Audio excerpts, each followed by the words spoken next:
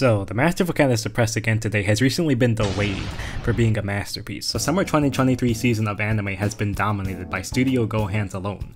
First, we got The Girl I Like Forgot Her Glasses, an innovative, game-changing anime with the potential to revolutionize animation as we know it. Then Studio Gohan took a step back. They looked around, they saw Studio Mappa, Ufotable, Trigger. All eyes were on them and they said, guys, this was the warm-up. Enter The Masterful Cat is Depressed Again Today, a stunningly real, mature take on cat ladies. Immediately, Jujutsu Kaisen gets delayed. Our main protagonist, Saku Fukuzawa, is a hopeless, useless loser when she's on her own. But then she takes in a stray cat.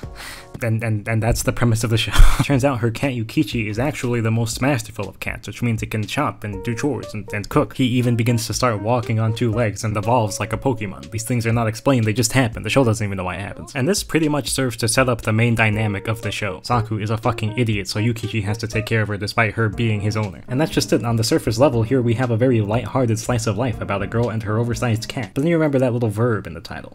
Depressed. Suddenly the Jujutsu Kaisen fanbase is no longer of proper age required to watch this show. Mappa staff are in shambles, desperately trying to figure out how they're going to compete with this. And the short answer is that they can't. They won't. The thing is, Jujutsu Kaisen is a shonen, which automatically means it was made for toddlers. To compare that to The Masterful Cat, a slice-of-life comedy about a girl and her oversized cat? Which one sounds more childish to you?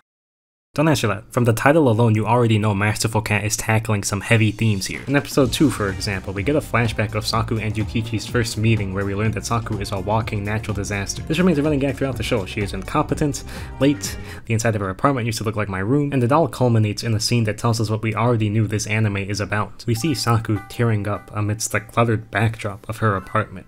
She barely manages a frail smile as she tells Yukichi how thankful she is that she has him around. And it's pretty easy to infer from that alone that she doesn't really have anyone else in her life other than maybe her parents at this point. This is the most vulnerable we see Saku, someone seemingly near the end of her rope. Depression. This is about as somber as Masterful Cat gets, and even still there's this level of wholesome, almost lightheartedness to it. I think that's because depression isn't all this scene is really about. Yukichi was in no better a spot during their first meeting. He was sitting under the bench on an unseasonably snowy night. I took that one from the show. Seemingly having accepted what he believed to be the end. Both of these characters were at their lowest points, but I think it's the relationship formed at that point that the scene is really meant to hammer home. Bringing each other up, be it through housing, cooking, caring for each other's well-being, that's what makes this anime unique. That and the oversized cat. The Masterful Cat is Depressed Again Today is an in-depth look into the psyche of the average salary worker that delves into their emotional struggles, societal isolation, and the exploration of the human-animal bond as a response to the demands of contemporary life, while Jujutsu Kaisen fetishizes violence. But you know what?